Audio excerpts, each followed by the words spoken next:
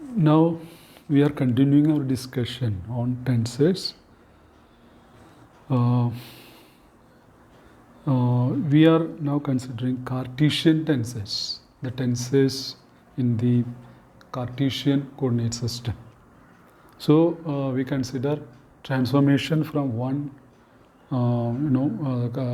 Cartesian coordinate system to another Cartesian coordinate system. Okay, maybe a rotated or inverted one.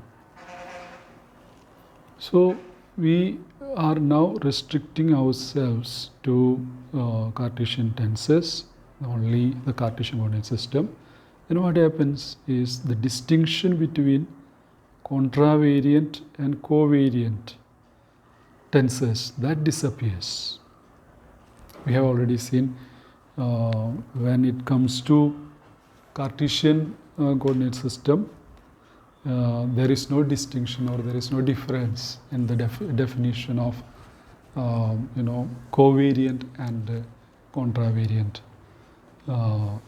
tensors, because the dou xi prime dou xj, which is aij, that is equal to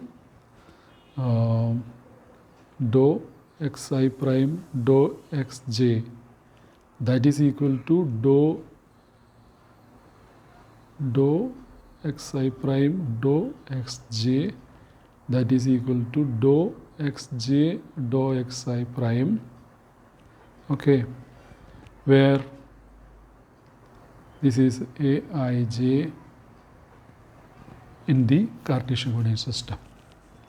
So these two are same. So the difference in the definition of contravariant and covariant tensors is in using this. In Cartesian coordinate system, these two are same.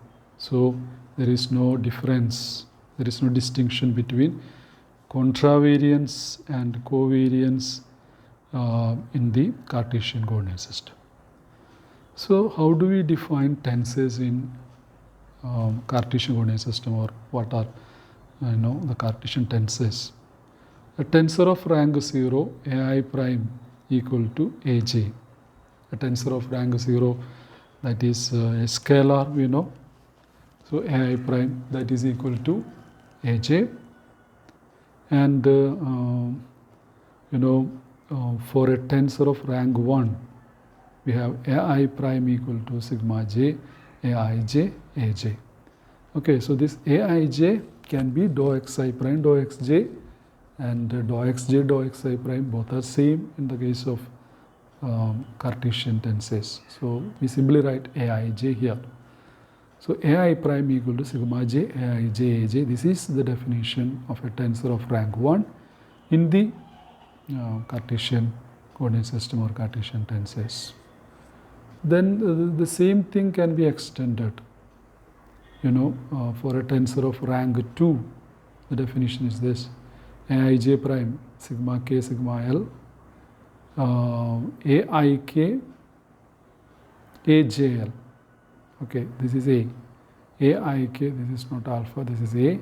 aik ajl akl. Okay, this is a tensor of rank 2. Similarly, a tensor of rank 3. This is the definition for a tensor of rank 3, aijk prime, that is sigma l, sigma m, sigma n, that is ail, ajm, akn, almn. Okay, so in this way we can define a tensor of any rank, right? We simply write these coefficients here. And all these coefficients satisfy this relation: sigma I aij aik equal to delta jk. This we have already proved. Okay, delta jk, the components, they are orthogonal. Since we are considering orthogonal transformation. Okay, from one orthogonal coordinate system we are transforming into another orthogonal one. Okay, so we say this is we are considering coordinate system which are orthogonal, and for orthogonal coordinate transformation this applies the corresponding matrix is orthogonal, or the coefficients when you multiply you will be getting this. So this is the Cartesian tensors. So henceforth we will be considering only Cartesian tensors. Now using this we prove, or we have the quotient rule. We are considering quotient rule. Okay, before that, suppose AI and Bj are vectors or tensors of rank 1. We know vector is a tensor of rank 1. We can show that AI Bj, if you multiply AI with Bj, it is a second rank tensor. Okay, AI Bj. It's very easy to prove. Since AI, this is a tensor of rank 1, it satisfies this transformation relation. Okay, sigma ki k. And since Bj, this is a tensor of rank 1, this also satisfies a similar transformation relation, sigma L A J L B L. And when you multiply, you have AI prime Bj prime, that is equal to sigma k, sigma L, AI k, AJL, AKBL. So see the AKBL, that is here, AI prime Bj prime is there, AKBL is in the original initial coordinate system, and AI prime Bj prime, that is in the rotated coordinate system. And these two, they are connected by this transformation. So this shows clearly AI Bj is a second rank tensor. Okay, so when you multiply two tensors of first rank, you get a second rank tensor. Okay, now we consider the quotient rule. Here we have multiplication of tensors. See, suppose we are multiplying two tensors ki, multiplying ki with ai, you will be, suppose you are getting b, kij aj equal to bi, kij ajk equal to bik, kij kl aij equal to bkl, kij ak equal to bijk. So what are these a, b and k? We have these equations like this.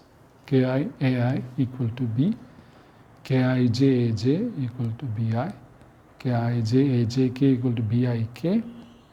Okay, such equations are there. So what are these a, b and k? Actually a and b are tensors of indicated rank. So ai, that is a tensor of rank 1. b is a tensor of rank 0, it's a scalar here in the equation 1. In the equation 2, aj is a tensor of rank 1, bi is a tensor of rank 1. In this equation 3, ajk, that is a tensor of rank 2, and bik is a tensor of rank 2. Okay, so these are tensors, a and b are tensors of the indicated. When you see the indices, I mean the subscripts, you can see, or you can know which type of tensor is it. Okay, then k will be, okay, in each of these expressions, a and b are non-tensors. They are non-tensors of rank indicated by the number of indices. Okay, a and b are they are actually non-tensors of rank indicated by the number of indices, and a is arbitrary. Okay, a is an arbitrary tensor. And what is k? K is an unknown quantity. Okay, k is an unknown quantity. What quotient rule is saying is that the system of, if the equation of interest holds in all Cartesian coordinate system, okay, this equation, if it holds, what quotient rule is saying us is that if this equation, the equations that we considered, or such type of equations, if they hold, if it is true in the original coordinate system and in all rotated coordinate system, K is a tensor of indicated rank. K is a tensor of indicated rank. Okay. So if this equation is holding in all rotated Cartesian coordinate system, then K is a tensor of indicated rank.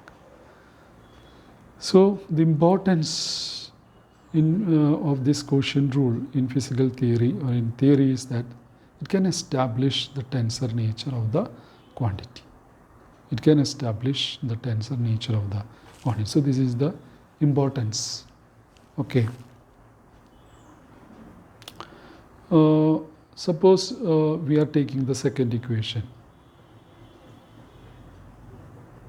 The second equation is this: Kij Aj equal to Bi prime.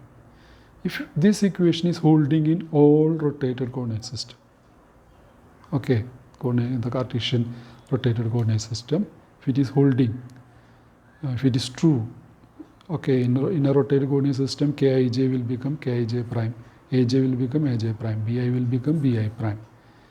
And if the same equation we are getting, Kij prime, Aj prime equal to Bi prime, okay, in any rotated coordinate system, then this will be, Kij will be a tensor. Okay, Kij will be a tensor of the rank 2. Okay, so Aj, Bi, these are already known to us. They are tensors of the rank 1. Okay, then if this equation holds in all coordinate system, then Kij will be, K is actually an unknown quantity. Then Kij will be in a tensor of indicated rank. Okay, so Kij Aj is Bi, and in the rotated coordinate system, if it is holding, if it is true, Kij prime, Aj prime equal to Bi prime. Okay, so that condition we take. So Kij prime, Aj prime equal to Bi prime. And Bi prime, we can be written as Aik Bk, because we know already Bi is a tensor of rank 1. So Bi prime is equal to Aik Bk. Okay, and Aik Bk, that is equal to Bk, by comparing to this, you can write Bk as KKL AL. Okay, KKL, Aik Bk, Bk by comparing with this. Okay, we are comparing with this. Comparing with this, we have written Bi as equal to Kij Aj. So for Bk I am writing KKL AL. Okay.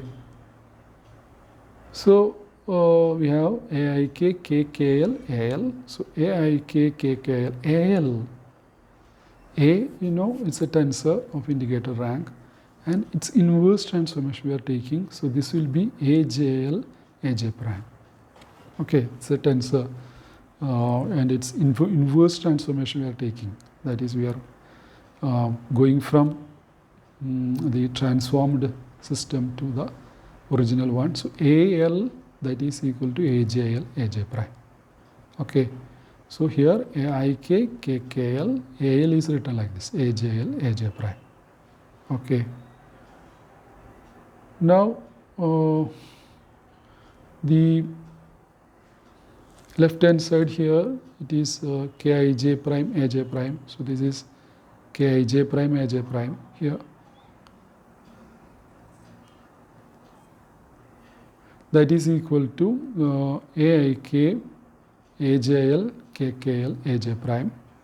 So we are taking Aj prime as common factor, and we have K prime Ij from here, and Aik AJL KKL here, and Aj prime is taken as common factor. And since Aj prime is arbitrary, we have K prime Ij equal to Aik AJL.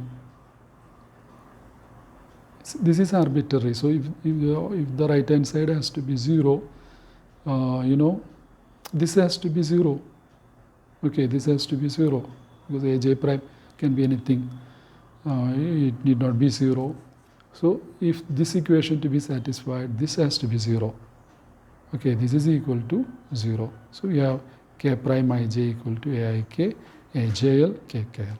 So this equation shows, this equation clearly shows what? Kij is a tensor of rank 2 because it satisfies this transformation relation. So this is what the quotient rule is telling us.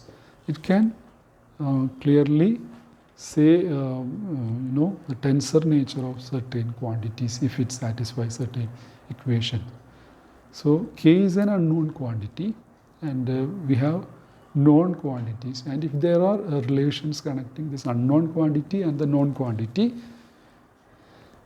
then we can determine the tensor nature of these quantities. That is the importance of the quotient rule. Okay, the quotient rule asserts that if the equation of interest, whatever equation that we have, it holds in all rotated Cartesian coordinate system, then k is a tensor of indicated rank. Okay, the importance is it can establish the tensor nature of the quantity. So using the quotient rule, we have only equation with us. So by looking at the equation, and if it satisfies in all the rotated coordinate system, we can establish the tensor nature of the quantity.